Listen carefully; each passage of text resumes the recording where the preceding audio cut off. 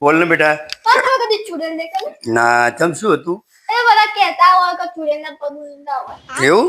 મારા પગમાં જોતા નહીં પપ્પા હા બેટા. આ બધા કહેતા હોય વણ્યા હોશિયાર હા બધા કહે છે કારણ કે વાણિયા છે ને પહેલાથી એ વેપારી વર્ગ અને હોશિયાર એટલે જબરજસ્ત. અને એક પ્રસંગ વાણિયાનો અમારા ગામની અંદર એક બે બહાદુર સાહેબ બાપુ કહેતા એમને બહાદુરભાઈ સાહેબ બાપુ કઈ બોલાવું બધા મજબૂત માણસ મજબૂત.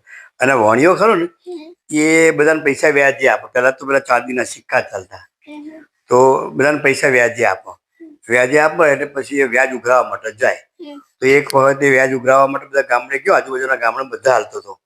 એટલે ઉઘરાવા ગયો એટલે ચાંદીના સિક્કા એના કોટ પહેરે ને પેલો કોટથી તો આગના ખિસ્સામાં ભરેલા ટચ બે ખિસ્સામાં પૈસા રોકડા અને દાડો આથમી ગયો. વાણિયોનો હોશિયાર એટલે કે નાઈટ તો રોકાવા ને હારું કોઈક લૂંટી લેતો. એ તો દાડા હાથમે ઘર બાજુ નીકળ્યો. ઘર બાજુ નીકળ્યો અને રસ્તામાં નેડ્યું હોકડું અને ત્યાં આગળ આવ્યું રીંછ. રીંછ આવ્યો એટલે વાણિયો કે માર્યા. પછી રીંછ છેક નજીક આવ્યો તો વાણિયા બે પગ પકડી પાડ્યા, બે કોણ પકડી પાડ્યા.